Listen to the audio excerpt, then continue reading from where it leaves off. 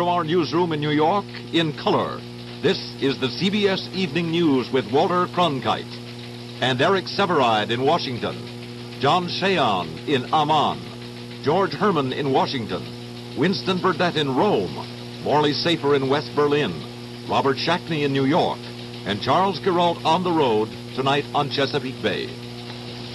Good evening. Tonight, on a desert airstrip in Jordan, Palestinian terrorists are holding as hostages almost 200 passengers and crewmen aboard two of those jetliners hijacked yesterday. Earlier, they released and took to Amman about 100 women, children, and elderly people, acknowledging they might not be able to survive another night in the plains. But they retained custody of American, British, West German, and Swiss male passengers, along with Israeli nationals. And they threatened to blow them up, along with the Transworld Airline and Swiss Air jets, if their demands for the release of a number of commandos from Western and Israeli jails are not met. There's been quite a bit of confusion over whether the terrorists also were demanding the release of Sirhan Sirhan, who's awaiting execution in California for the murder of Senator Robert Kennedy. A Palestinian guerrilla spokesman in Lebanon said Sirhan's freedom is being sought. But a guerrilla official in Amman denied that report, and it also was denied by the State Department. We have a radio report now on the captive passengers and the planes from John Cheon in Jordan. Spokesmen for the Popular Front for the Liberation of Palestine say after the release of non-Israeli women and children from the two hijacked airplanes out in the desert, the men will be held until all demands are met. They say the release of only the guerrillas held in one or two countries is not enough. They want the commandos imprisoned in Switzerland and Germany, Laila Khalid, the veteran drill hijacker held in London, and about 3,000 Palestinians held in Israeli jails. The stock of food on the planes has run out, and the Red Cross will start this evening supplying meals to the hostages. Television camera crews tried to film the planes today. Some succeeded, and others had their cameras and film confiscated. The commandos themselves filmed the landing of the planes and the hostages, and are demanding $5,000 for copies of the film. John Cheon, CBS News, Amman. That guerrilla correspondent Cheon referred to took part in yesterday's abortive attempt to hijack the Israeli El Al airliner. The 25-year-old Miss Khalid became an Arab heroine after helping take over a TWA jetliner last summer and forcing it to fly to Syria. She attended the American University in Beirut, was a school teacher, and later became active in the women's liberation movement among Palestinian refugees. During the day, both Switzerland and West Germany bowed to the guerrilla demands and agreed to release 6 terrorists they've been holding. Presumably, the Red Cross will handle the transfers. In Washington, long hours were devoted to the hijackings, and we have a report from George Herman. State Department experts worked much of the night on possible plans for arranging the release of the hijacked passengers. Secretary of State Rogers, who'd kept in touch, arrived in mid-morning and invited the representatives of the 4 other nations involved to meet with him. And a little after 1 o'clock, the ambassadors of Britain and Israel and diplomatic representatives from West Germany and Switzerland met with the Secretary for about 25 minutes. When they emerged, Britain's ambassador, John Freeman, said little, explaining there was too much at stake. Israel's ambassador Rabin denounced the hijackings as pure blackmail and said Israel would release no prisoners in any such exchange deal. But he said the legal responsibility for obtaining the release of hijacked passengers belongs, after all, to the nations in which the various planes are registered, America and Switzerland. A task force of State Department experts is still at work investigating what, if anything, can be done to help the hijacked passengers. George Herman, CBS News, Washington. The third passenger jet Arab guerrillas managed to hijack came to a fiery end overnight. This was the Pan Am jet that started from Amsterdam to New York, only to make its next landing at Beirut, Lebanon, under the supervision of its abductors. Then on to Cairo, and a violent end to a new $20 million 747, blown up by the hijackers only minutes after all of the people on board were hustled roughly to safety. Some of them suffered bumps and bruises in the scramble to get off. Others reported hearing gunfire, but apparently no one was seriously injured. Later on, personnel on the plane were to report the explosive charges were not armed until all the passengers were off. But apparently this didn't make anyone on board feel much more secure. They all lost their baggage. The hijackers, and you're now seeing 3 of them, reportedly treated the passengers calmly and with courtesy throughout the flight. 3 of them took over the plane after it left Amsterdam. Several others got on at Beirut. One passenger, a pregnant woman, was assisted from the plane on a stretcher. All the passengers were later released, picked up by another Pan Am plane, and flown to Rome, where they were met by CBS News correspondent Winston Burdett. The plane, how soon was it that they blew up the plane? Very fast. We had no time. It took about a minute and a half to 3 minutes until the front of the plane blew up, the cockpit. And then I would say within the next 5 minutes, the whole thing just went. If it wasn't for the fact that the Pan Am crew was so great, we wouldn't have made it. The Pan Am fantastic crew. We had a rapid evacuation. How fast did you all get off the plane? Oh, I'd say we were all out in about 90 seconds. It took about 2 to 3 seconds just to slide down the ramp it's like a rubber ramp that you have. You just slide right out. What orders did the hijackers give you? Well, they didn't give any orders. They just came around asking people what their nationality was.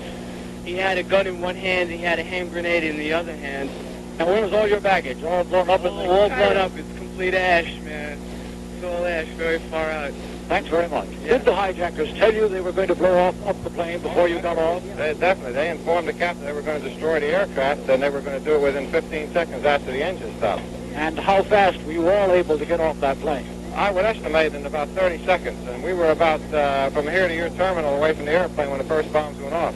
But you were 150 passengers, were you not? That's right, but there were 5 doors on each side, and they evacuated them very, very quickly. It was very efficient. The crew, to be very honest about it, should be truthfully commended. They ought to give the captain and the flight service supervisor some kind of a medal. These people were really heroes. They welded this thing together, and they did a beautiful job. What is your name, please? My name is Eileen Lonergan. And you are from? New York. And you were a hostess aboard this plane? Yes, I was. Now, could you tell me what happened during the last half hour before you landed in Cairo? Well, it was just about a half an hour before that the hijacker told us that we were going to evacuate the airplane. He asked us how we would evacuate because the 747 is different. We explained to him about if we opened the doors that the ramps would go out, the sides would go out. And he said, all right, we could brief the crew. And we got the crew all together, the director and pursers and all the stewardesses, and we briefed them on what was going to happen. And we were going to open the doors and the slides out, and they had given us 8 minutes in which to evacuate the plane. 8 minutes? 8 minutes. Well, that's what they gave us originally. So we briefed the crew, and everybody was together, and we briefed them. And everything was very smooth. We told the passengers what was going on. We explained to them exactly what to do and what doors to go to. Now, how long did it actually take you to evacuate the plane when the time came? When the time came, I'm not sure. I think it took anywhere from 1 to 2 minutes to evacuate. And within 3 minutes, the cockpit blew up. The cockpit was the first place to go. It was the lounge. The whole plane was wired, but the lounge went. I was one of the last from the airplane. There were 2 or 3 of us left. And I had run about 100 yards from the airplane, and the lounge flew. And I turned around and I looked, and I could see that the whole plane was lighted. All the lights were on, the landing gear and everything. All the lights were on, and the lounge had blown. There was fire coming out of there. So I think that it was within about 3 minutes. Now, they told you before you landed did they tell you that they intended to blow up the plane? They never said exactly. They told us that we had 8 minutes to get everybody out and away from the plane. They told us to be 600 meters from the plane, 300 meters from the plane. Well, you had a good idea that they intended to blow it up. We had seen the dynamite. They had dynamite all over the first-class cabin, and we knew it was there, and we knew that they were going to do it. So, thanks very much. You're quite welcome. Some of the passengers needed help in leaving the plane at Rome because of the injuries they had received while jumping off the plane in Cairo.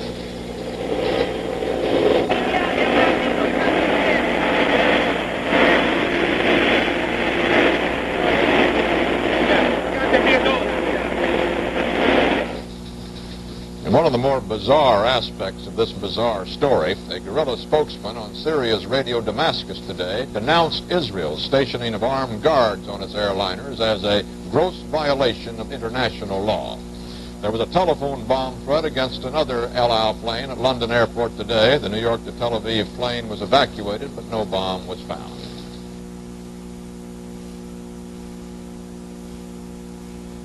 We're going to drive home a point about anti-leak Xerox antifreeze. It stops most common radiator leaks just like that. We guarantee It will stop and prevent leaks in your car radiator for a full year, or just write DuPont and get your money back. Anti-leak Xerex antifreeze is guaranteed not to run out on you. How about that new Kent menthol? Wow, Kent got it all together. Kent got it all together. Kent has got it all together. New Kent Menthol 100s. Brisk, breezy menthol flavor, exclusive micronite filter, and good rich taste. They're all together now. All the refreshment of menthol. All the good things of a Kent. It's all together. Passengers from those hijacked planes taken to Amman are tonight in a city far from peaceful. Despite their two-day-old truce, Palestinian commandos and Jordanian troops were at it again today. There was sporadic fighting, and the commandos attacked the city's radio and television stations. Jordan's government confirmed that a U.S. Army sergeant assigned to the American embassy in Amman was kidnapped on Saturday, presumably by guerrillas. No details were given out. Neither in Washington nor at the United Nations does there seem to be any clear idea of what to do to get the Middle East peace talks started again. Israel again today charged that Egypt continues to build missile sites in what is supposed to be the truce zone near the Suez Canal. And the Israelis say they will boycott the American-sponsored talks until those installations have been removed. One hopeful sign did appear today. Israel's transport minister, Shimon Peres, suggested the possibility of a fresh attempt at peace through a new ceasefire arrangement. But he emphasized it would have to contain effective guarantees against Arab violations. Separate rallies by left and right-wing factions in Germany over the weekend demonstrated the nation's division over its new non-aggression treaty with Russia. Morley Safer's report begins with a Berlin rally of West Germans whose lands have been lost behind the Iron Curtain. The people who gathered in the amphitheater of Hitler's old Olympic city are all very much pre-war. The people who sooner or later fled from the advancing armies of Marshal Zhukov as the Red Army swept through Eastern Europe 25 years ago. Their presence here today is a demand for the return of farms and houses and of great ducal estates in East Prussia, Silesia, and Brandenburg. The speakers and the banners are anxious to point out that this is not a group of right-wing neo-Nazis. To give their movement a European flavor, they invited a troupe of Dutch drum majorettes from Holland, most of them too young to know the difference between East Prussia and the far side of the moon, both of which places are equally likely to be restored to West Germany. And from Belgium, a Flemish drum and bugle band, all stalwart young men in tight velvet shorts, whose star turn is a three-man troupe whose speciality is flag waving, an exercise popular with a crowd gathered this day in Berlin. –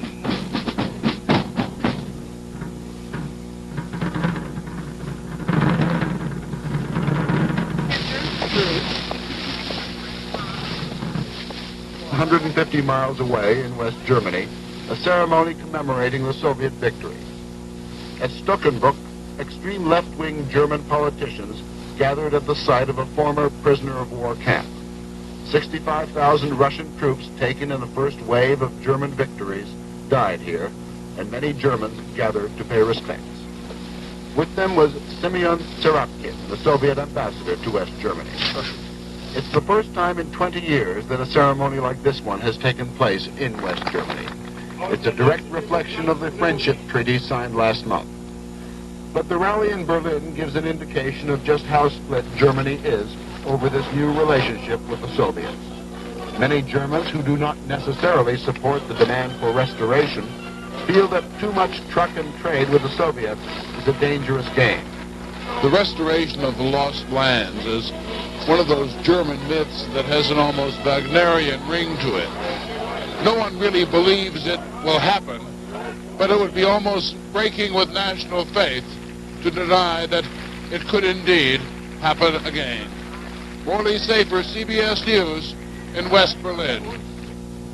In Vietnam, fighting was again reported light today, and the U.S. command announced that American troop strength there now stands at 399,500. That's the lowest level in more than 3.5 years. Another 11,000 GIs are scheduled to return home within a month.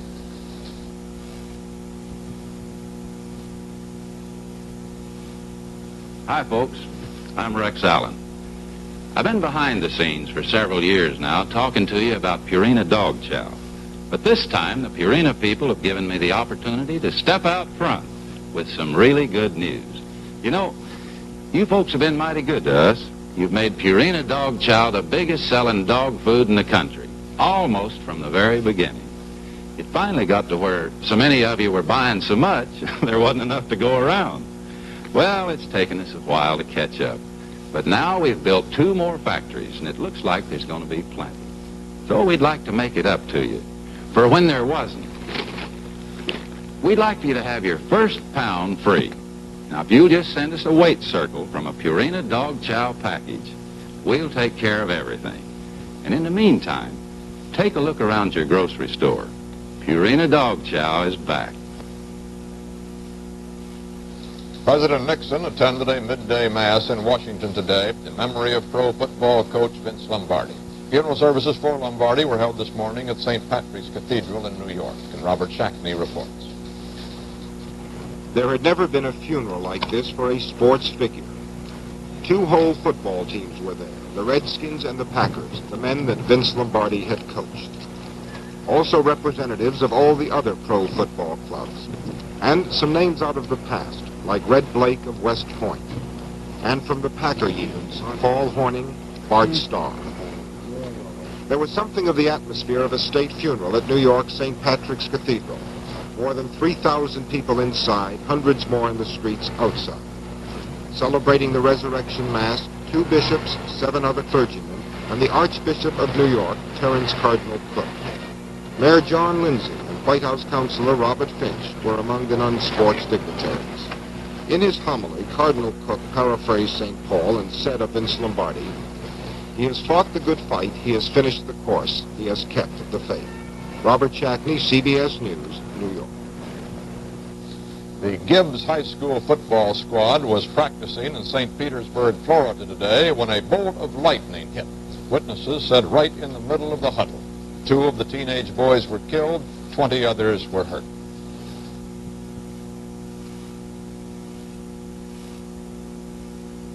Vanquish is going after the round pain relievers you use for your headache. Look, this leading round one has extra strength but no buffers. Vanquish has both. This leading round one has buffers but no extra strength. Vanquish has both.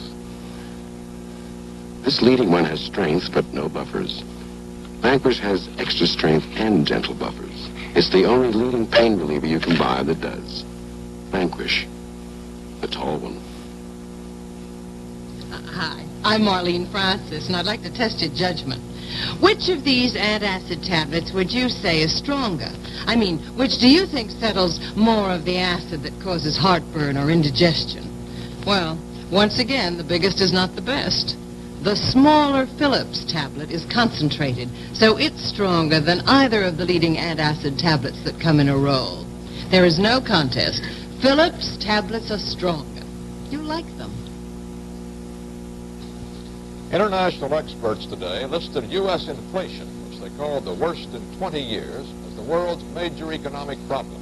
The annual report of the International Monetary Fund, covering the 12 months ended last April 30th, said the situation threatens the stability of the world's monies. The report strongly but implicitly suggested tougher U.S. actions, and it said the Nixon administration's anti-inflation policy is behind schedule in slowing price and cost increases, also has had a more severe impact on the real economy than anticipated. In the 76 years since the United States has observed Labor Day as a national holiday, the labor movement has undergone many transformations, and the changes are still going on, as Eric Severide notes. Labor Day originated in honor of what used to be called the working class and is now called the blue-collar worker. Those who produce and build with their hands are now a minority. White-collar workers outnumber them by 20 million. Which is fine, no doubt, for the laundry business and illustrates America's shift to a predominantly service and clerical society. The fervent labor movement of New Deal days is now the labor business, and its political cast of mind is changing. Big labor bosses ride in Cadillacs. The Teamsters and steelworkers have no trouble pledging $35 million to the UAW strike fund, which suffers the capitalistic embarrassment of finding too much of its cash tied up in mortgages and bonds. New York State AFL-CIO endorses for governor a Rockefeller, a name detested by labor a generation ago, instead of a Goldberg, lifelong champion of organized labor. So the Washington columns and corridors are full of speculation that the traditional Democratic Party coalition, including organized labor, is truly in. And tonight, Nixon Republicans shake 200 leading labor hands in the White House and rub their own in gleeful anticipation. There is a certain labor drift toward the Republicans only because there is no place else to go as they drift away from the Democrats. And this drift occurs not only because the Democrats are leaderless and disorganized, but because they are too much identified in too many labor minds with rioting students, anti-military manifestations, legal permissiveness, intellectual snobism, and the rest of the current social scene. George Meany sounds the general theme, though his suggestion that the Democratic Party is being taken over by the far left is as dubious as the proposition that the American press is left-wing. A drift toward republicanism is not yet an embrace of republicanism. Blue-collar America may like the traditionalism of the Republicans in matters of patriotism and order, but they fear the inflation which they now identify with the Nixon regime, which painfully squeezes the middle-aged worker and which can turn them politically right around again if it is not soon checked. The one thing they won't do is to become revolutionary in spirit, something most left-wing intellectuals could never get through their own heads, in consequence of which the general political right wing is now colored a deeper blue. An executive of the Caesars Palace Hotel in Las Vegas, Sanford Waterman, has been charged with assault with a deadly weapon, reportedly following a quarrel with singer Frank Sinatra. Sinatra broke off his $100,000 a week engagement in the hotel and left town yesterday. Local lawmen said he stormed out of the hotel right after an intense quarrel, which ended with a gun being drawn on him. Others reported Sinatra was gambling at high stakes, asked for credit, and was turned down. The question of personal rights and flowing hair and Army regulations has been bothering the military. Now comes a suggested solution. Retired Colonel Robert Rigg, writing in the Army's General Staff College publication, suggests putting all the long hairs in separate units and letting them compete in maneuvers with other units. They'll find out, Rigg contends, what it is to wear helmets successfully, keep the lice out in combat areas, and maintain their flowing locks amid mud and jungles. At Canyon City, Colorado today, a car stopped at the Royal Gorge Bridge, 1,121 feet above the Arkansas River. A man got out wearing a parachute, jumped over, and descended safely between the jagged canyon walls. A companion photographed the descent, then rode a tramway to the bottom of the gorge, met the jumper, and they drove away without identifying themselves. They said they just wanted some pictures. An official said they violated an anti-littering law against throwing things off the bridge.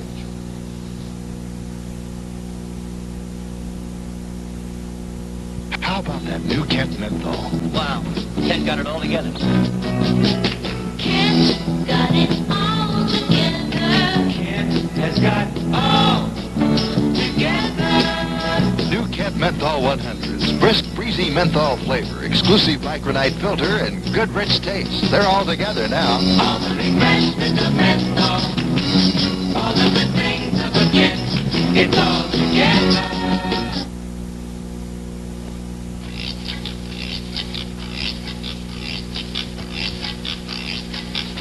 Roasting pans used to be a big cleanup problem.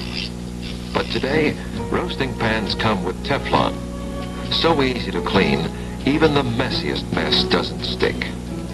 Teflon. So you can use the time after a great meal for something other than cleanup.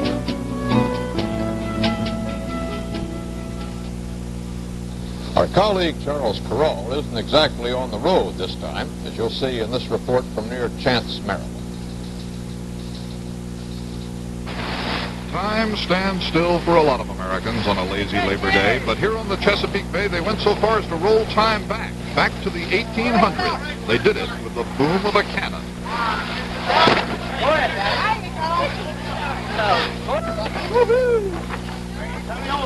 And there were the skipjacks, off and racing again, their long, graceful bowsprits slanting across the starting line in the annual race of the Chesapeake Bay Oyster Fleet. Because of the Maryland law that most oyster dredging must still be done under sail, these 19th century craft are all still working boats, but they work in the winter. Today, they race with a crew of friends and relatives mostly getting in the skipper's way. we got in the way of Captain Clifton Webster, who's been a waterman on the Chesapeake long enough to duck a swinging boom without even watching it swing. Beep, Roadrunner coming through. Captain Clifton had a son and a grandson and a lot of in-laws racing against him today, and he showed them all a thing or two. Likewise, his brother Clyde over there, skipper of the 100-year-old Susan May, with whom our boat, the H.M. Krentz, was locked in a tight race until Captain Clifton got down to planning strategy. Well, it looks to me like it, Orville and is still staying under the shore. Going into the shore? The wind's more favorable under that. Skipjacks are America's last working sailboats. They are broad-beamed and cross-planked and flat-bottomed for sturdiness, not for speed. But they let out all the reefs today, and we will say for the H.M. Krentz that in the course of the afternoon, she passed a few boats. In all the bay nowadays, as Captain Webster knows very well, there are not too many skipjacks left to pass. There used to be a lot more of these skipjacks. Oh, my blessed, yes, sir. I can remember when I was a boy, that Rating Tangier Sound year, that we used to work. When I was with my father, we used to work with 200, just working right on one oyster rock. And they said, my father said he's seen it when it was 500 in your used to oyster. And now there are 40 some. That's how much that people's gone, boats is gone, and nobody building them. On a day like this, a waterman seems to be the thing to be, but I imagine it gets pretty cold when you're working in the winter, doesn't it? You can say that twice. Yes, sir, we've been through there some days that the oysters, when you wound them in all day, there just seems a lump of ice. That cold. It's a lot better to be in a race in September, if you I ask would think me. so. Yeah, you said a point there, that's right. Oh, there were certain distractions for a captain out here today, among them Miss Delmarva and Miss Chesapeake, and a girl who must go through life remembering that in 1970 she was Miss Crustacean. If this breeze holds up, we're catching him gradually. And there was plenty of advice for Captain Webster from the Sunday sailors, and steering isn't made any easier by wives and daughters. The America's Cup, this wasn't. And so finally we lost. At the finish, we were sixth, behind the winners, the F.C. Lewis and the Rosie Parks. Never mind, the H.M. Krentz had a glorious day. This November, she'll be back to the drudgery of dragging dredges over oyster beds. Today she sailed. Charles Kuralt, CBS News, on the Chesapeake Bay. That's the way it is. Labor Day, 1970. This is Walter Cronkite, CBS News. Good night.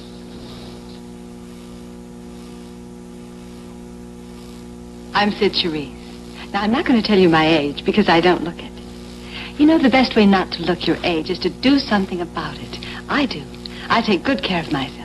I exercise, I try and eat the right foods, get plenty of rest, and to be sure that I get enough iron and vitamins, I take a Geritol tablet every day.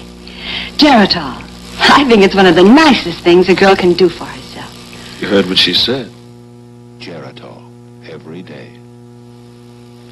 11:10 p.m. Can't sleep. 11:30. Wide awake. 11:45. Still awake. When you take more than 15 minutes to fall asleep and feel you need help, take Somonex as directed for 100% safe sleep. Somonex is the only leading sleep aid with 3 medical ingredients to quickly relax you and help you get to sleep. When you take more than 15 minutes to fall asleep, take Somonex and sleep, sleep, sleep. Direct from our newsroom in New York, in color, this has been the... Direct from our newsroom in New York, in color, this is the CBS Evening News with Walter Cronkite and Dan Rather at the White House, Marvin Kalb in Washington, Hal Walker in Washington, David Dick in Brownsville, Texas, Richard O'Brien in New York, Bill Plant in Chicago, Hal Fisher in McLean County, Illinois, and Charles Kuralt on the road tonight in Mayking, Kentucky. Good evening. Here is the status of that critical hijack situation in the Middle East. News agency reports say that the Arab terrorists who took control of 3 Western planes and more than 300 hostages have now agreed to release the passengers. Those reports say that the Arab commandos, under pressure from more moderate elements in the Palestine Liberation Front, agreed to free all of the American, West German, British, Swiss, and Israeli nationals. the same time, they reportedly revised their ransom demands for the freedom of Arab terrorists held in Western and Israeli jails. But the details of that new ultimatum were not disclosed. First indication of a softening of the Arab militants' attitude came late today when they freed more than 20 hostages from the planes on the burning desert. Earlier today, they had permitted some 60 women and children already taken to Amman last Monday to fly on to Cyprus. And the State Department also said it had information that the terrorists had backed down on that threat to blow up the planes and hostages unless their demands were met by tomorrow morning. What is still not clear is what the commandos will do with the aircraft. The latest report from the International Red Cross is that the planes have been loaded with dynamite, could be destroyed at any time. And during the day, a Red Cross convoy carrying food and medical supplies was blocked from reaching the plane's passengers by the guerrillas. That agency, the Red Cross, has said the conditions aboard the planes are intolerable. There's still some puzzlement over whether this latest Arab agreement for freeing the hostages is going to hold. An earlier one, announced this morning, was ignored, leading to friction within the competing Arab forces. The situation as of tonight seems to be that the militant forces actually holding the plane on the desert, those forces that were responsible for hijacking the aircraft and kidnapping their passengers, are much more militant than the rest of the guerrilla organization meeting back in Amman. The more moderate elements want to release the hostages under pressure from Syria and Iraq, Jordan itself, and Egypt, but the militants are still holding out. More in a moment.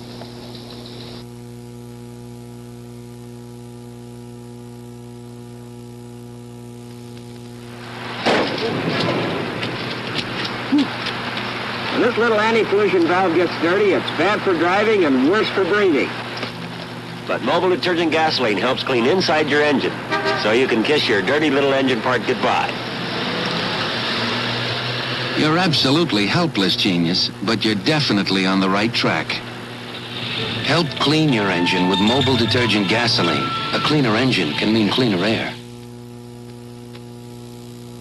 When man decided to shave, he invented the razor blade and reinvented the razor blade. Then one day, man invented the wheel and put 3 of them on a shaver and made them float to follow his face, so they could shave him and most other men as close or closer than even a platinum or chromium blade. And man called it the Norelco Triple Header.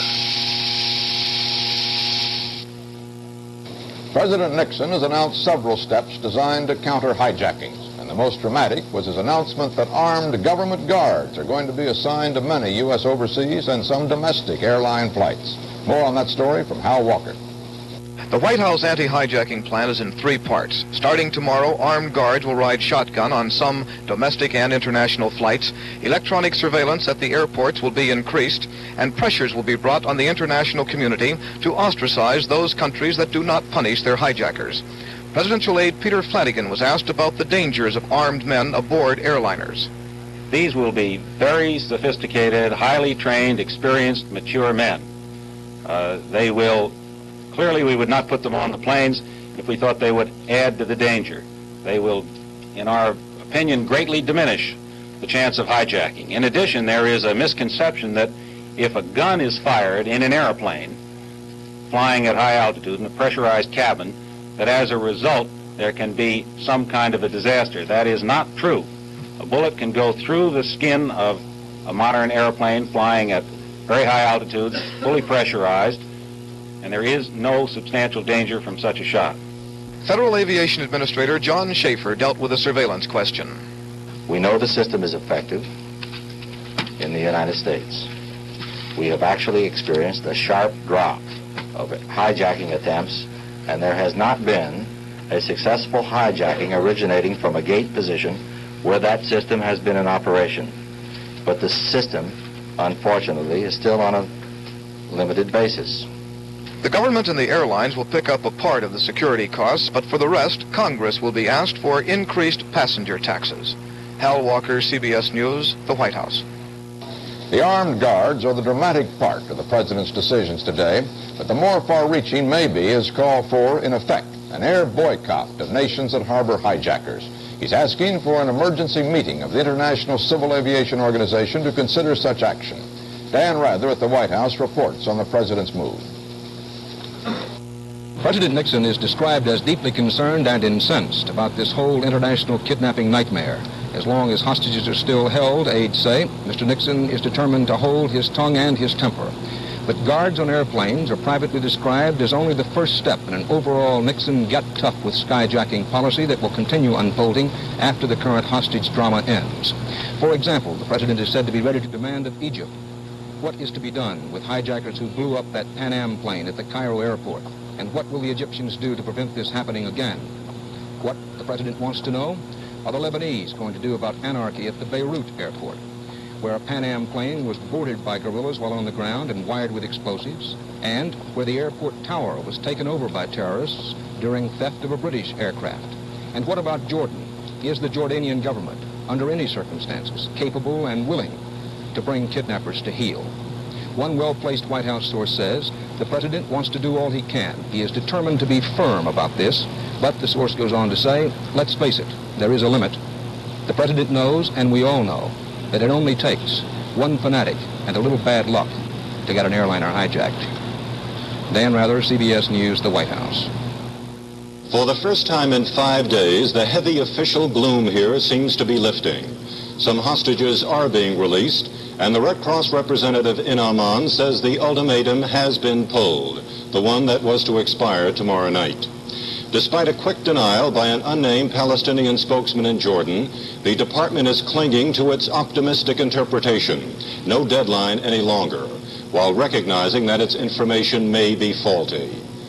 A central, growing problem here revolves around Israel's attitude towards the guerrillas and their attitude towards Israel. The guerrillas insist on the release of some of their men held in Israeli prisons and 7 others held in European prisons in a straight swap for all of the kidnapped passengers and planes.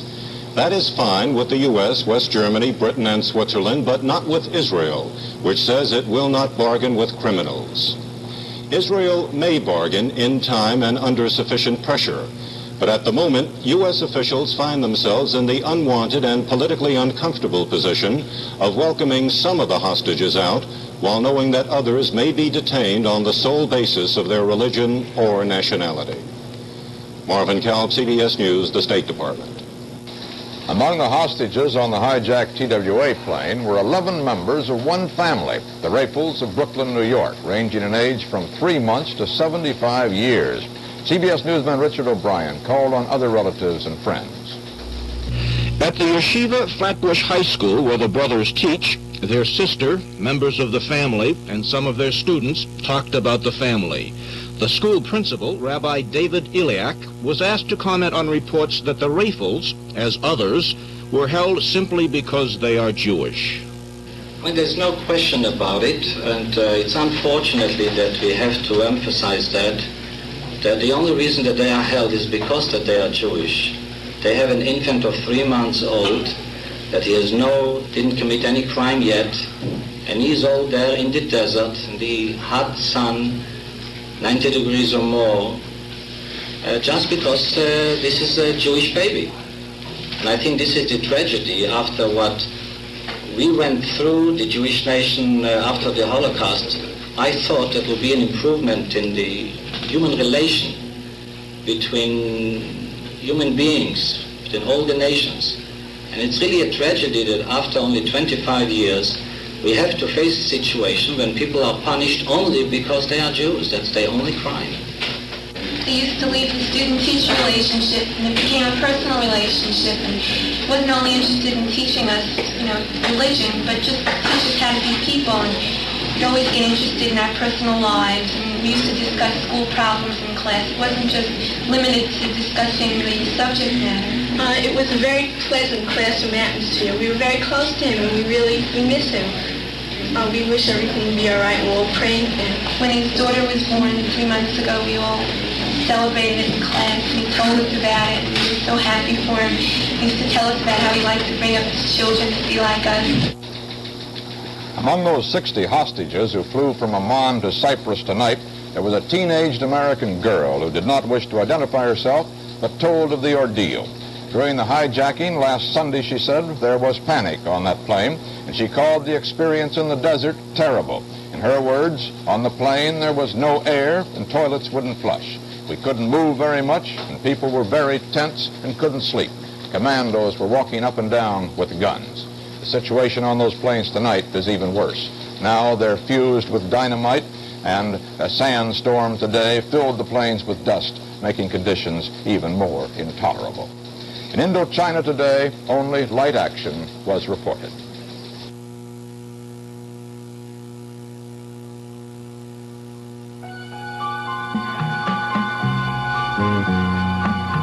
What happens inside your system to plain aspirin and bufferin? This illustrates most of bufferin with its extra speed is already going to your headache, when most of plain aspirin is still in your stomach. So with bufferin, there's less to upset your stomach when there's more pain reliever going to your headache.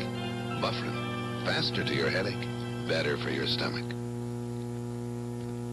I'm a before picture. I'm her after picture. My hair was turning gray. Then Clairol introduced happiness, the hair color you foam in. You realize this foam has conditioners and no peroxide? I realize. Gee, what beautiful color. Thanks. You look younger than me. But that's ridiculous. You're me. I was you. Happiness, the foam-in hair color from Clairol. The South Texas coast is preparing for another hurricane. This one, called Ella, is in the Gulf of Mexico, moving slowly toward the shore with top winds of more than 100 miles an hour. Earlier today, the great threat in the United States was to the border area around Brownsville, but it appears that the hurricane may miss that major city tonight. Large numbers of evacuees were clogging the highways inland, and those remaining behind were making emergency preparations. Foster Davis reports. The Rio Grande Valley has been through hurricanes before, and it'll go through them again. And in the hours before Ella was expected to come ashore, the people here got ready. The scream of power saws and the pounding of hammers signaled the most common activity, boarding up store windows. At best, the plywood may save the windows. At worst, reduce the danger of flying glass. Early this morning, housewives began stocking up on food, their husbands on flashlight batteries and rubber boots. Gasoline may be hard to come by tonight or tomorrow, so the gas stations did a heavy business today. Much of that business came from people fleeing, people who live in the low coastal areas that are likely to be flooded. At Port Brownsville, Mexican shrimpers put in to escape the winds and seas. Their crewmen prepared to sit the storm out quietly, a period of enforced monotony for them.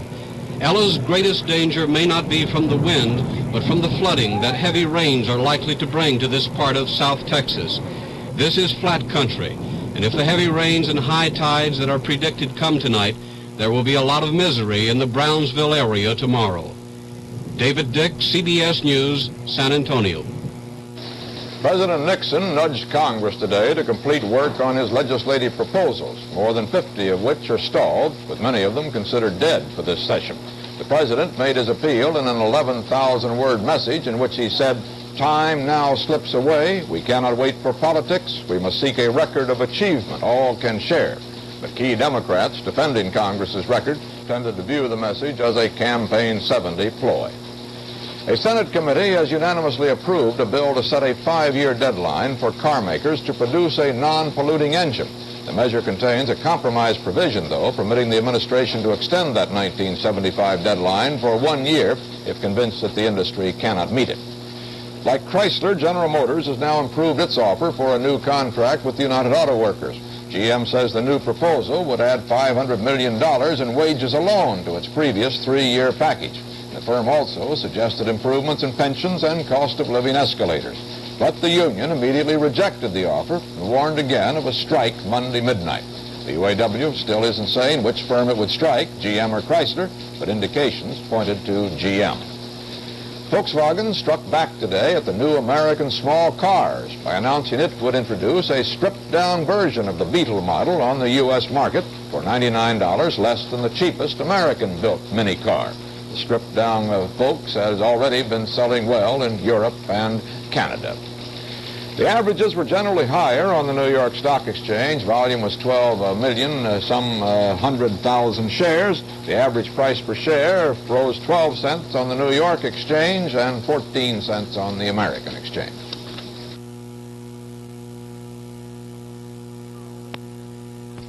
How about some tea, Professor? I'd love to, Jane, but tea stains my dentures. Tea stains? You need Effrident tablets. Watch. It's turning blue. That means Effrident's bubbles are scrubbing away its stain and odor. When the blue disappears, dentures are cleaned. I'll try it. Jane, your Effrident gets an A+. Tea, it's back on my schedule. Effrident removes stubborn stains between teeth in minutes. Really, baby? We make beautiful music together. And that is about all. I'm gonna do it. What? Bar your listerine. I've tried everything else. What do you know? Henry will now kill germs that can cause his bad breath. Don't knock it, Brady. This stuff is strong, so it really does last long. Beautiful music. Beautiful. Listerine antiseptic kills germs, lasts for hours. President Nixon has named Philadelphia as the prime site for the nation's 200th birthday party in 1976. The city where the Declaration of Independence was signed and the Constitution drafted thus won out over Boston, Washington, and Miami. But other major bicentennial events will be held in those cities. The U.S. Agriculture Department has revised its forecast of the 1970 corn harvest downward by 6% because of the spread of southern corn blight. Agriculture Secretary Hardin notes this would still be the third largest harvest in the nation's history. But with the destructive fungus making its debut far outside the South, farmers and others are hardly reassured. Bill Plant reports from Chicago. The Department of Agriculture's monthly crop report always receives the same security treatment as state and defense secrets until it's released after the close of the commodity markets. Newsmen today were particularly interested in the department's estimate of how badly corn blight has affected this year's crop. Secretary Clifford Hardin told them that it could have been worse. This reduction is due to two factors I think it's important to point out. Dry weather in the western part of the Corn Belt, and of course the much publicized corn blight in the central and eastern part, southern part of the Corn Belt. We're of course gratified that the indicated losses are not greater. Government reassurances to the contrary. There are farmers throughout the nation who are harvesting early to save what they can, and the repercussions have already been felt on the trading floor at the grain pit in Chicago. Southern corn leaf blight is a fungus disease previously unknown in this part of the country. Fields at this time of year should be bright green. Instead, they are dead brown. And when the combine hits the row, crumbling stalks send up clouds of black fungus. In McLean County, Illinois, the largest corn-producing area in the nation, Gus Zebarth has 1,100 acres in corn, and he's harvesting early. He talked about it with CBS newsman Hal Fisher. This is a southern blight where you have the damage to the ears. See the sprouting on the end? Yeah. And the whole ear is completely rotten on this one. Well, is that of any use? Can you feed that to Not cattle? this one. This is no good at all. It's completely rotten. Well, if you were to estimate on the basis of last year's crop, what do you think your percentage loss would be for this harvest? Your money loss? Well, this field was in corn last year, and I planted this in April, which would be my better field. And I'd say it's 30% under last year. And my later corn, there you just guess at it, but it's got to be more like 50%. Because the ears are falling down already, and they're not even matured yet. The kernels of corn in this early harvest contain much moisture. When they're dumped at the local elevator, they have to be dried, and even the healthy kernels will probably be smaller this year. Corn is the nation's principal feed grain for hogs and poultry as well as for steers, and if the blight makes the harvest substantially smaller, cattlemen will be forced to market early, bringing prices lower temporarily, but much higher later when there is no meat. The government is clearly anxious to avoid widespread concern, but everyone acknowledges privately the blight is very serious. There is much uncertainty. Just how badly the crop is affected won't really be known for another 2 months after the harvest is over. This much is certain. If there is a substantial drop in this year's crop, the consumer will know it as prices soar 6 months from now. Bill Plant, CBS News, Chicago. U.S. Supreme Court Justice Hugo Black has denied a stay of extradition for Charles Watson, a former member of the Manson clan, from McKinley, Texas to Los Angeles, where he's to stand a separate trial for the Tate LaBianca murders. 2 policemen immediately left Los Angeles with orders to return with Watson tonight. A Berkeley, California real estate operator is missing, and police say an anonymous telephone call indicates he may have been kidnapped by rent strike radicals.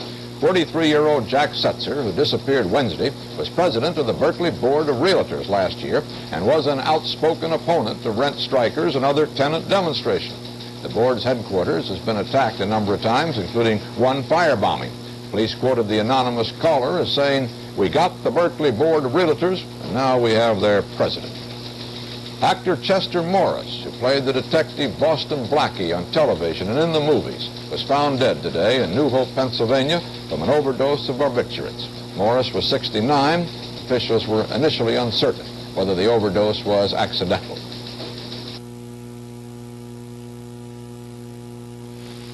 In an impartial test in Cleveland, 99 men shaved one side of their faces with a new platinum or chromium blade, and the other side with an Orelco triple header, the shaver with 3 floating heads and close-shaving rotary blades that shave in every direction. When it was over, each man felt his face, and 7 out of 10 said the Orelco triple header shaved them as close or closer than the platinum or chromium blades. Norelco. Oh, hi there. This big thing here is an engine. And this little thing inside the big thing keeps the air cleaner. Now when this little thing gets very dirty, it can make the whole big engine go. The genius is trying to tell you that a dirty engine can mean dirty air, and that there is something you can do about it. Oh, hi. This big thing here is an engine. Help clean your engine with mobile detergent gasoline. A cleaner engine can mean cleaner air.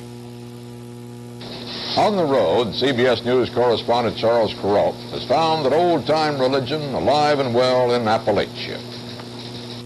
We have heard that God is dead, but driving through these Kentucky mountains, we keep running into Baptists.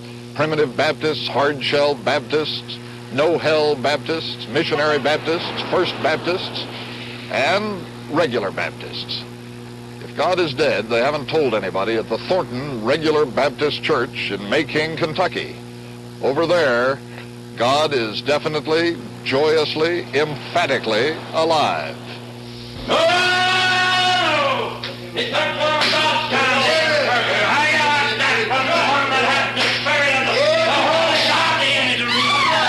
This kind of religion may seem a little excessive to you, but old regular Baptists don't see any point in going to church unless it's for an experience, an emotional catharsis that leaves you feeling that something has happened. As far as they're concerned, nothing much happens at those city churches where a single minister drones on and on. So this church has 7 ministers, all unpaid. And their job is not to lecture, but to preach.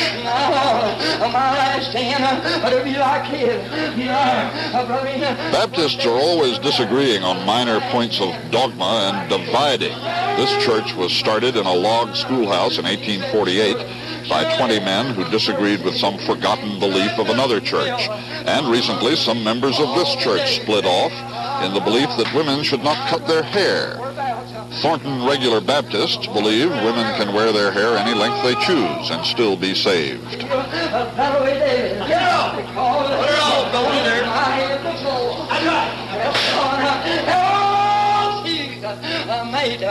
My cup run over with joy.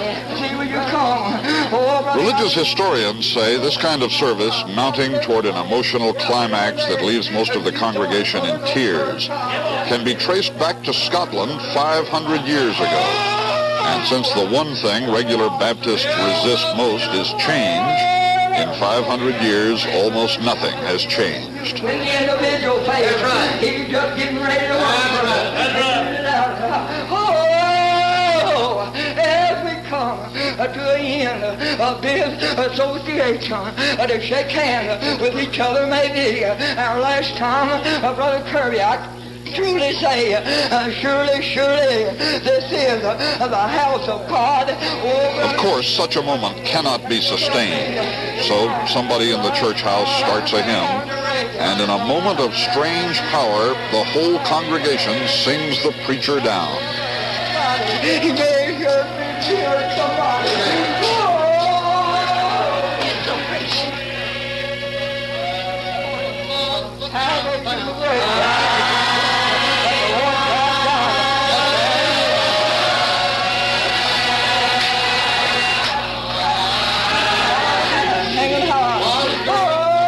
It's a kind of religion that is strange to most modern Americans, but to Thornton's brother Arthur Dixon, it's the only kind of religion worth having.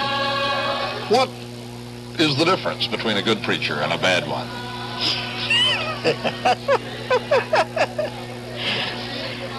A good preacher is one who relies on the good Lord for his sermon, and then he can give it out to the people correctly in the right kind of way. Then they feel the Bible speaks about love flowing from breast to breast. You can feel it.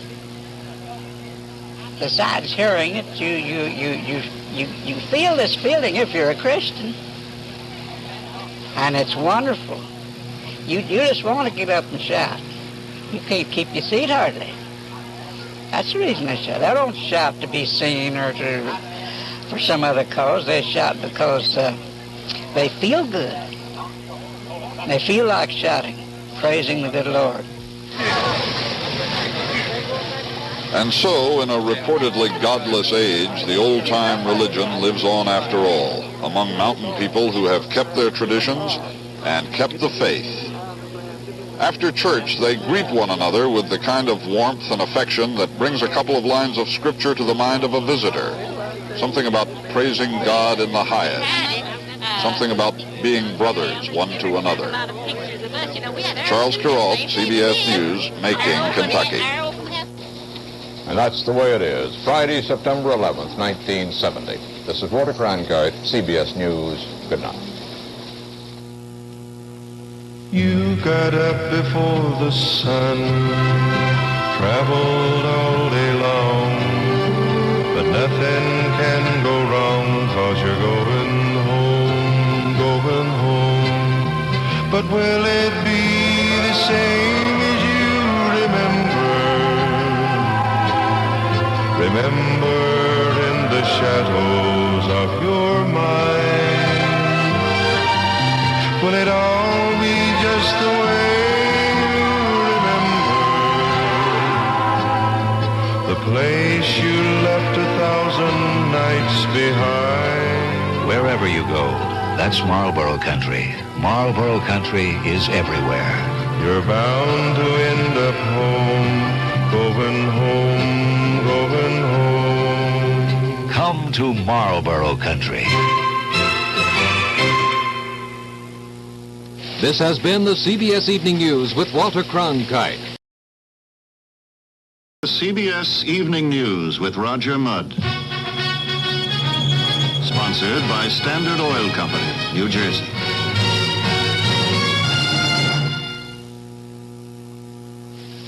Now, direct from the CBS newsroom in New York, in color, here is Harry Reasoner substituting for Roger Mudd, with Charles Collingwood in London, Larry Pomeroy in Tel Aviv, Marvin Kalb in Washington, John Lawrence in Philadelphia, Phil Jones in Augusta, Barry Seraphin in Washington, and Hughes Rudd in Colon, Michigan.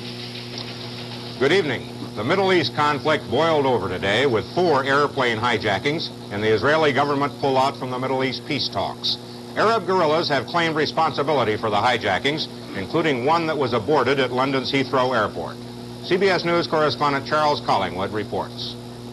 The only plane that got away from today's Palestinian orchestrated extravaganza of hijacking was significantly the El Al flight from Amsterdam, which made a successful emergency landing at London Airport. One would-be hijacker dead, the other subdued. El Al flights not only carry armed security guards these days, but the crews have been trained for just such emergencies. And when the hijackers made their move near the English coast today, the drill went into effect. The steward grappled with the gunman. His girl accomplice's arms were pinioned, and the pilot undertook violent acrobatics to throw the intruders off balance. The hijacker wounded the steward and was in turn shot dead by the guard, but the girl was subdued, and in spite of the extreme danger from gunfire in a thin-skinned jet, the flight made it into London still under El Al and not the hijacker's command. The passengers had all settled down out of Amsterdam when the hijack attempt erupted, but they kept their heads. I was on the window seat, and the woman sat next to me, the man sat on the aisle seat. As a matter of fact, when they came in, they asked the stewardess for 2 seats together. It was a crowded plane, and she found these 2 seats that had been vacated by passengers who had got off in Amsterdam. Originally, he sat in the center seat, and the girl sat on the aisle. Then they chose to exchange places so that he was on the aisle seat.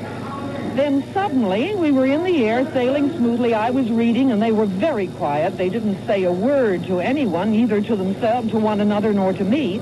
And then suddenly, he rose, and he let out a bellow, an animal-like bellow, and he had this little tiny pistol in his hand. And she ran after him, and the 2 of them were behind the curtains into first class, and then we heard some shots. It sounded like cap pistol shots, but apparently it was more than that. What sort of people were they?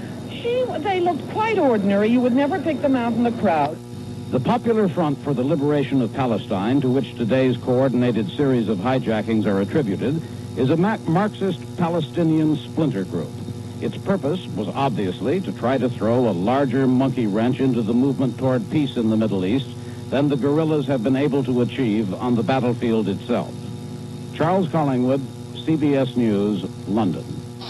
There were 148 passengers aboard the El Al plane and nearly 450 aboard the 3 other planes which were hijacked and diverted toward the Middle East.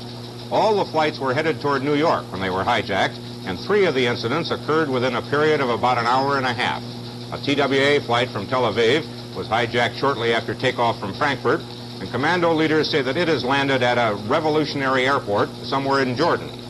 Swissair says that its jet from Zurich, hijacked over France, has landed at a military airfield in Jordan. Palestinian commando leaders said the plane would be held in an effort to secure the release of 3 commandos, prisoners in Switzerland since a shootout at an El plane in 1969. Pan Am's flight from Brussels, the only 747 jet hijacked today, was taken over after takeoff from Amsterdam and has landed at Beirut in Lebanon. The guerrillas professed pride in the hijackings. After the Swissair plane was taken, a woman identifying herself as an Arab commando called the Zurich control tower. The Popular Front for the Liberation of Palestine informs you that its Rafiq Assad commando unit is now in complete control on the DC-8 plane belonging to Swissair flight number 100 on its way from New York. Israel's decision to boycott the UN-sponsored peace talks was not unexpected. For several days now, high government officials have expressed anger at Washington's mild response to their charges of Egyptian truce violations.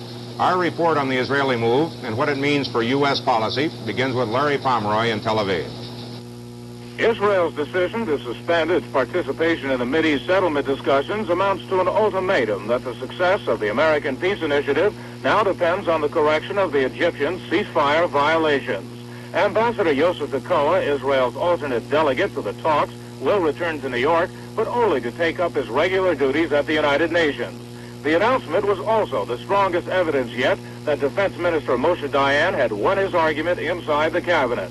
He had threatened to resign unless the government took an unyielding position on the repeated breaches of the military standstill on the Egyptian side of the Suez Canal. Jerusalem has now left it up to Washington to enforce the original guarantees for a complete ceasefire. Larry Pomeroy, CBS News, Tel Aviv. This is Marvin Kalb in Washington. Israel disappointed the Nixon administration today, but did not surprise it. The evidence of Egyptian violations of the standstill agreement is now overwhelming, even to those State Department skeptics who tended to discount Israel's early charges. Key officials concede privately that the Egyptians and the Russians continue to build missile installations in the standstill zone near the Suez Canal, that there are more than 200 new missile launchers in that zone, supported by several hundred others immediately to the rear. On an almost daily basis, U.S. officials have appealed to the Egyptians to stop the new construction and to pull the missiles back. The Egyptian reply is that U.S. intelligence is faulty. Cairo says nothing about withdrawing the missiles. U.S. officials feel confident Israel will not attack the new missile sites for the time being.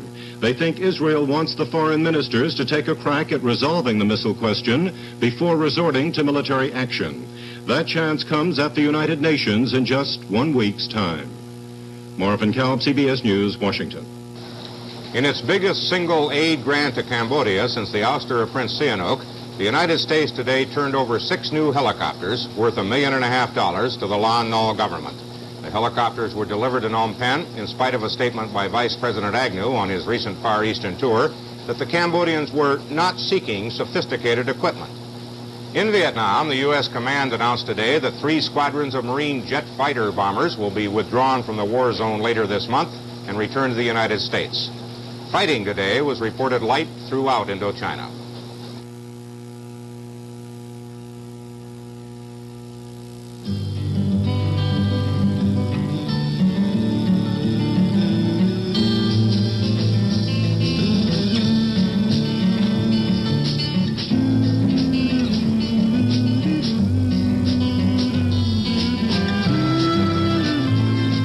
This is the fabled King Ranch in Texas. The cattle are part of the Santa Gertrudis herd, the first breed developed in America, now prized and bred in 48 lands. The Santa Gertrudis get nothing but the best. Good grazing, good water. This stream flows from the world's largest natural gas plant, run by Jersey's affiliate, Humble Oil and Refining Company. The gas plant uses water for cooling, thousands of gallons an hour. And when the water comes out of the gas plant, the Santa Gertrudis drink it. Enough said.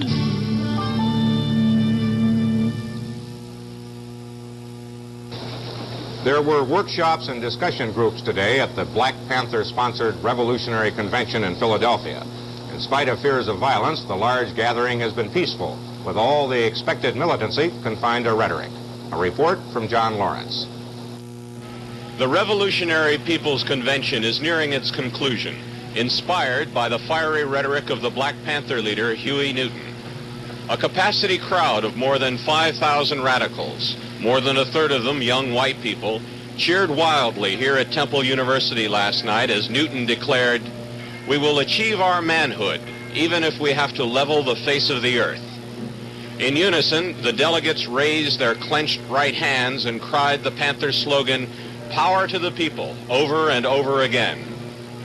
Newton declared that black and other oppressed people have lost faith in the leaders of America and the system of government.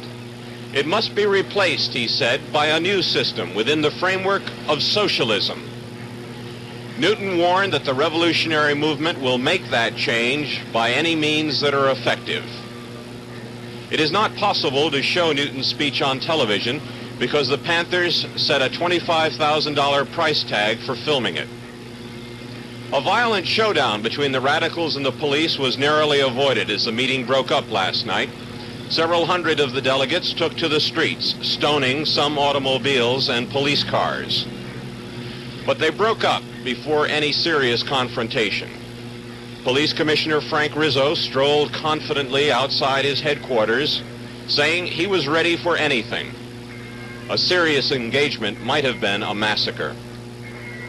The 6,000 delegates who registered for this convention will finish their serious work tonight, begin to leave town, ending the danger of what many people feared would be a violent, bloody climax after a week of police shootings. John Lawrence, CBS News, Philadelphia. Earlier this week, 2 Augusta, Georgia policemen were indicted by a federal grand jury looking into the deaths of 6 blacks this past May. CBS News correspondent Phil Jones went to Augusta to report on the city and its response to the spring riots. There is frankly very little positive news to report from this sleepy southern community that once lived on its reputation for quaintness and the elite Masters golf tournament. Things just seemed to fall apart last May 11th when blacks teed off on a 100-block area. And when police moved in to put a stop to it all, bullets whizzed through the air. And when it was all over, 6 black men were dead. Negroes claimed it was to protest the beating death of a young, mentally retarded youth being held in the county jail for murder. 2 of his black cellmates were later charged with a death. And now the Georgia Bureau of Investigation has reached some preliminary findings. First, that rumors of outside presence of the National Black Panther Party on the night of May 11th were untrue, although Panther activity since then has been observed. The GBI investigator, C.W. Herndon, a slow-talking Georgian, has concluded that the Augusta Police Department was ill-trained and ill-equipped.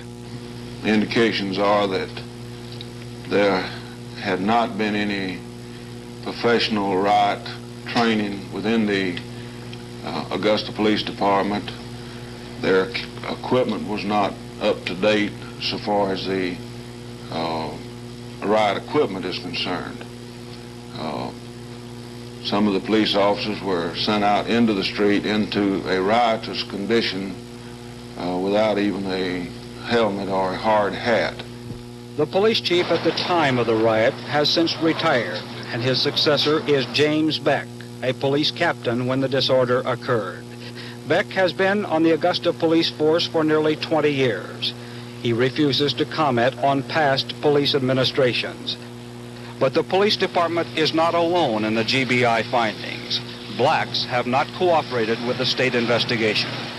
We have found people. We had a list of the names of those that were treated at the hospital. We've gone out and talked to most of them, the ones we could find. They tell you anything? Our agents have had the doors slammed in their faces. I think that both sides are not willing to sit down and really discuss their problems and be honest with one another. There have been a few efforts to ease Augusta's post-riot tensions. Examples, 150 kids now employed on the Neighborhood Youth Corps. For all the underprivileged youngsters enrolled in the summer recreation program, there's a Feed a Kid project, 1 meal a day. The Youth Corps and the Feed a Kid programs are easily financed since the federal government pays 90% of the tab.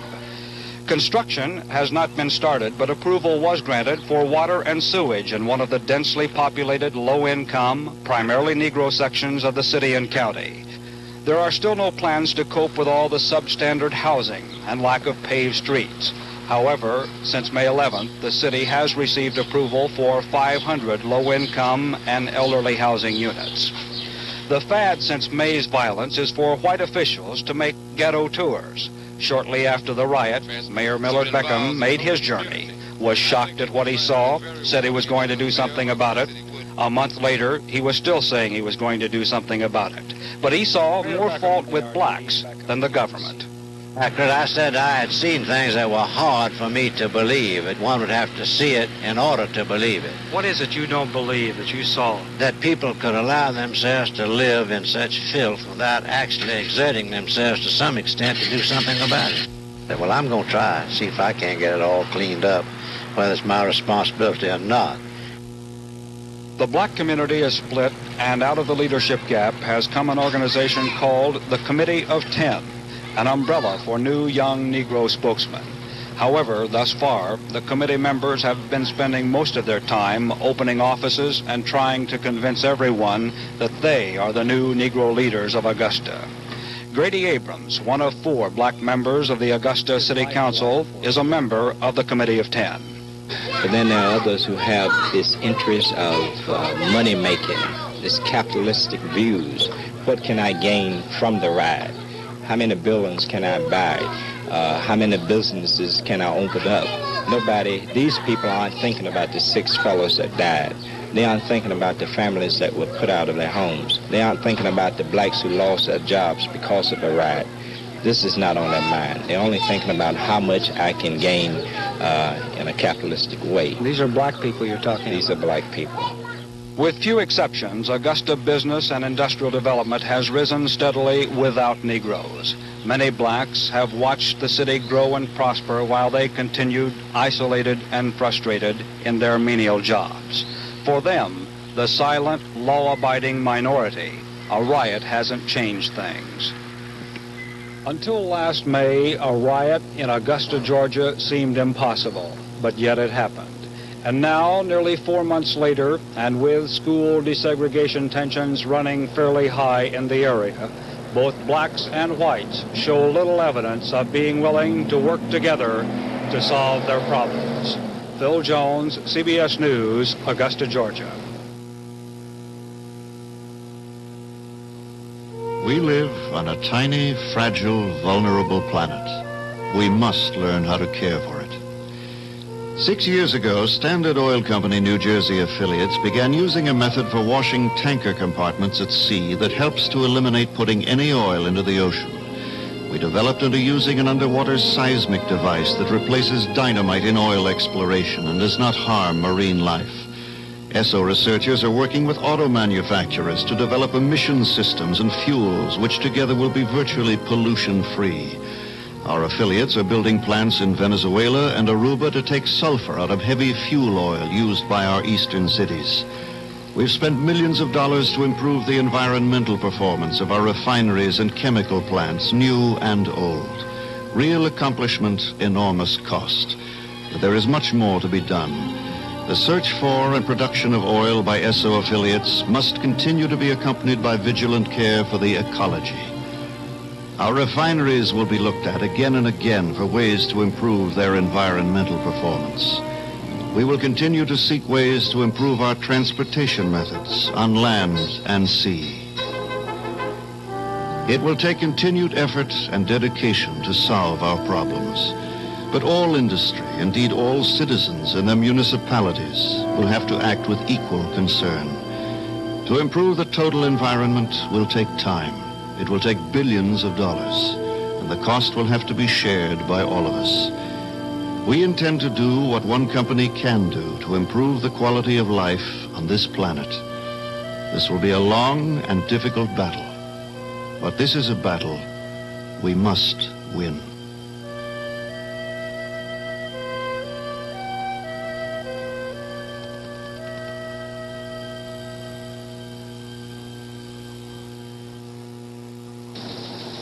A bomb exploded early today in front of a house in Minneapolis, killing one man and causing extensive damage on several blocks.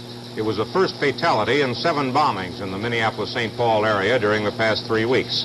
Police say they have not determined whether the unidentified victim was carrying the bomb or just walking by when it exploded. Heavy rain fell this weekend in central Arizona and southern Utah, killing 12 persons, forcing the evacuation of hundreds of families from their homes and closing major highways. One of the drowning victims was an Arizona highway patrolman whose patrol car was engulfed by water. The President's Commission on Campus Unrest is back in Washington after several weeks of hearing testimony at Kent State, Jackson, Mississippi, and other college communities that have been hit by violence. Barry Seraphin has a report on what the Commission members are doing now and how they are reacting to recent criticism leveled at them. After hearing more than 80 witnesses over the summer, the Commission is meeting behind closed doors in this office building a few blocks from the White House to draft what is expected to be a 200 to 300-page report. Commission members are tight-lipped about the conclusions that report may contain, but they take exception to criticism by Colorado Senator Gordon Allett that the investigation has been hasty and designed to whitewash campus radicalism. It's no longer a question of who's right and who's wrong. The country is tumbling into a terrifying period, and we must back off from this period. And it won't help, to talk about whitewashing anybody. I don't think that's the intention of the Commission. We're trying to enliven the American people to how serious this condition is and how we must move swiftly and compassionately away from this precipice. Has there been considerable disagreement among members of the Commission? The commissioners are almost of one mind. We've seen what we've seen. We've heard the country speak out to us in many ways, and I don't think there's much doubt in the commissioner's mind as to how serious things are and what kind of things have to be done. We're going to make some very serious recommendations as to the use of official force. And I'm not sure what those are yet, but there are going to be some very serious ones, and also some very specific ones to the President as to what he can do to help us as a nation come back together again. Committee sources say there have been no attempts by the White House to influence the Commission. The panel's report is expected in 2 to 3 weeks. Barry Seraphin, CBS News, Washington.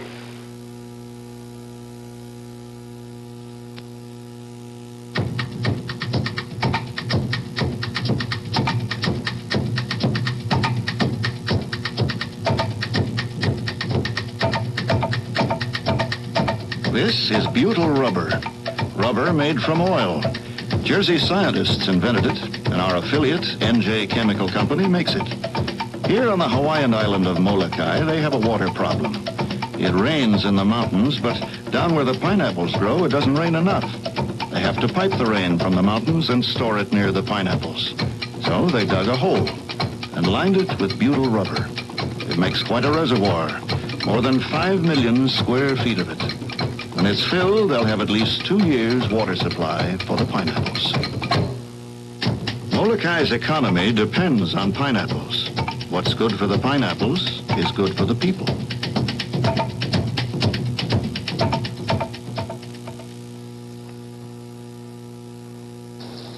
Life in the 1970s is so amazing, so frustrating, that merely finding a rabbit in your silk hat may not seem very magical. But correspondent Hughes Rudd has found one place where the ancient arts are flourishing. That place is Colon, Michigan. Colon, Michigan looks quite a bit like a lot of other small towns in America. The barber shop on the main street, Masonic Temple. But there is something peculiar about this town. After all, where else on Main Street America could you go window shopping for such items as the Joy Buzzer, the Chinese linking rings, the Chinese bottle, or the amazing yakety-yak talking teeth? Titillating tricks and mystifying magical objects are as common in Colon as lutefisk in Minneapolis or enchiladas in San Antonio, because Colon calls itself the magic capital of the world. And where there's magic, there are magicians. So every summer, Colon is host to a convention of magicians, both professional and amateur, a veritable pride of prestidigitators who can be found all over town doing what comes unnaturally. What one did you have?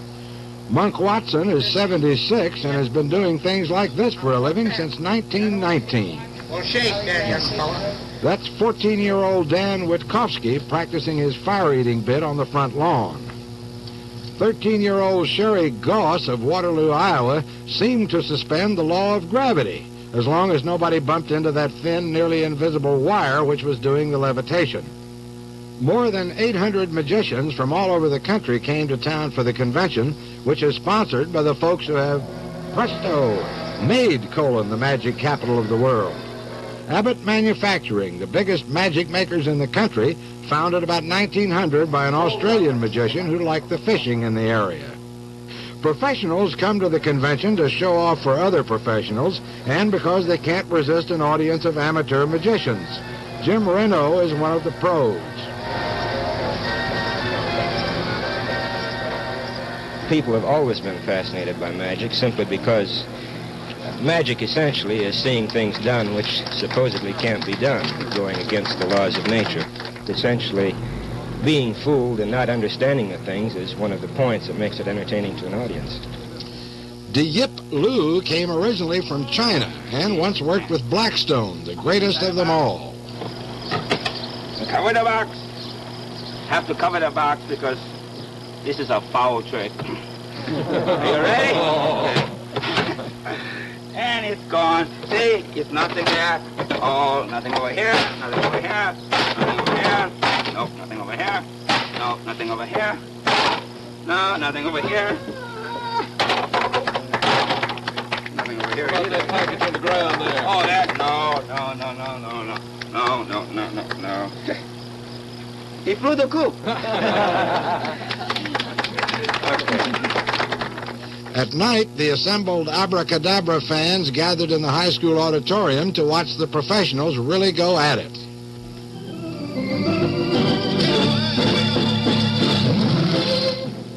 And as at all conventions, there were pitches about how to sell the product. Bud Dietrich's specialty is trade shows, which have pretty much replaced vaudeville as the source of most magicians' livelihood. The product, Dietrich says, is more important than the magic. You see, Hoyle has replaced the magic word abracadabra, and it works just as well. Just like magic, when you say Hoyle and hit it there, you see, but it heals up real quick. And plastic coating, your cards won't swell on you, and you'll get a good deal all the time. A showroom of amazing and mystifying products was set up in the high school auditorium, and business was brisk. The Abbott Company's salesman demonstrated such tricks as how to get the little ball into the glass with the aid of a trap door. The customers in search of illusion have all sorts of real-life occupations. There were lawyers, firemen, and ministers, but inside of each lurks a Blackstone yearning to get out. A little ham, I guess, and about everybody that lives, and I have my share of ham. So this is where I express it in magic. Oh, Reverend, what's your interest in magic? Well, primarily as a hobby. We've used this as entertainment for young people's groups and for in our church groups, and also on some of the mission fields of the world. I've found that there's a lot of science in magic, and I think my interest in magic has been stimulated by the scientific aspects. There's a lot of physics, a lot of chemistry, and a lot of mathematics tied up in magic. Abbott's sales manager and a veteran magician is Duke Stern. And it just happened. Would you care to have these as my compliment? We need escape therapy. We are living in a tight world. We're under pressure. Everybody's trying to make a big buck, I suppose. And magic offers a complete release from the norm. Darndest thing! When the convention ends, Colon settles back into what it is the rest of the year, a sleepy little town among the cornfields and creeks where nature performs all the magic and everybody else goes about the business of getting and spending. The nice thing about Colon, Michigan, is that it's just a little town, 1,200 people, and nothing unusual ever happens here at all. Is that a fact? Well, how does this grab you? It blows your head over a little prop. Hughes read CBS News, Colon, Michigan. That's the news. This is Harry Reasoner, CBS News. Good night. This has been the CBS Evening News with Roger Mudd. Sponsored by Standard Oil Company, New Jersey.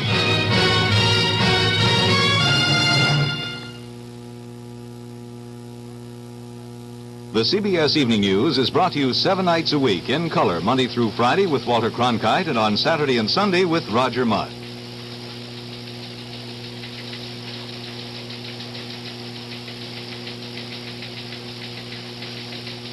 The day man landed on the moon, CBS News filmed what Americans were doing from Maine to Hawaii. See A Day in the Life of the United States, Tuesday at 9:15, 8:15 Central Time on CBS. It's dawn, and Alpha Troop 19 is commuting to war. 21 GIs bound for a jungle clearing a mile from the Cambodian border. American soldiers hiking their way through the sweaty jungles of South Vietnam, searching for an elusive enemy. The temperature is almost 100 degrees, and the jungle stifles even the tiniest breeze. The going is slow. There could be a North Vietnamese regiment hiding a few yards away, and no one would see it. Nobody talks, so you start thinking. Specialist 4, Dwayne Bloor, is thinking he's going to meet his fiancée in Honolulu in 2 weeks, and he will show her the silver star the general pinned on him yesterday. DeValle is the lone medic in the platoon. He's scared from the moment he gets out of the chopper to the moment it picks him up. Scared that someday he's going to get killed picking up a wounded buddy. Jorgensen just became a sergeant, but he doesn't like it. He'd rather be up walking point, where the action is. He's already got 3 Purple Hearts, so everybody calls him Hero. Then there's Lieutenant Hughley. Everybody calls him Blue. That's his radio call. Blue didn't want to come to Vietnam, and he'd much rather be a businessman than a soldier. But right now, he's in charge of the lives of 21 men. Somewhere in this jungle, there's several hundred North Vietnamese soldiers who could wipe out this little American unit to the last man in an unguarded moment. Today, though, it's quiet. A few bunkers uncovered, then a quick lunch, and back down the trail to the pickup zone. Just a peaceful walk in the sun.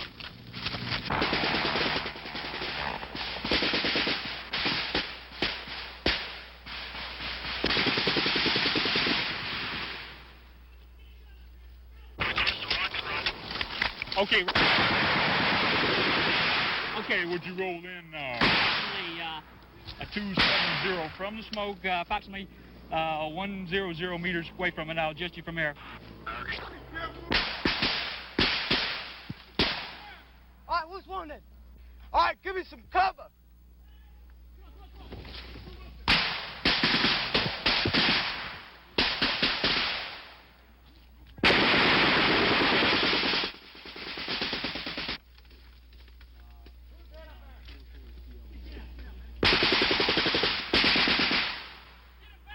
Get him back here if you can. Can you move him? Can you move him? Okay, try and bring him back here. Remember to stop the bleeding. And Devalle, the medic, having survived another rescue mission, brings back his wounded man. Who is it? Who is it? The question spreads down the line. Oh, Christ, it's Hero, the sergeant who likes to walk point. How bad is it? A couple of leg wounds. We were walking down the trail. Perimeter out here. I was walking point, and we noticed a side trail. It was one of the side trails we came down that had more use on it than when we first came down it. So I looked up and spotted it was an NVA. He had a green uniform, had an AK, and it was like a quick draw old thing. I opened up in him, he opened up in me. Yeah, I'm afraid it works that way, but he's lying up there on the trail. Roger that. We haven't taken fire anywhere yet. I got hit in both legs. Pop smoke, 4-3. Pop a smoke over here. That's about it. Ed? Well, I've got 7 months in country now, 3 Purple Hearts. I don't need a 4th. The enemy soldier who shot Jorgensen cannot be found. He may have survived or dragged himself off to die. Most of the time, you never really know. The problem now is to get Hero out of here. So Blue calls in the medevac helicopter and sets up a perimeter to protect it. Hero has stopped making brave jokes now. The shock has worn off and the pain has begun. The helicopter hovers over the jungle, and in the midst of the firefight, his buddies put Hero on the rescue chopper, and he's pulled up 100 feet. 100 feet to a hospital bed and a one-way ticket out of the Vietnam War. And then it's quiet again. Alpha Troop 19, less one man, gingerly making its way back through the heat and the smell of gunpowder, back to the pickup zone. Tomorrow, the military communique will read, one American was wounded in an engagement with an unknown size enemy force. Enemy casualties are unknown. But you've seen how it really was. Heroism, danger, fear, all rolled into one. Words don't describe it. Richard Threlkeld, CBS News, near the Cambodian border.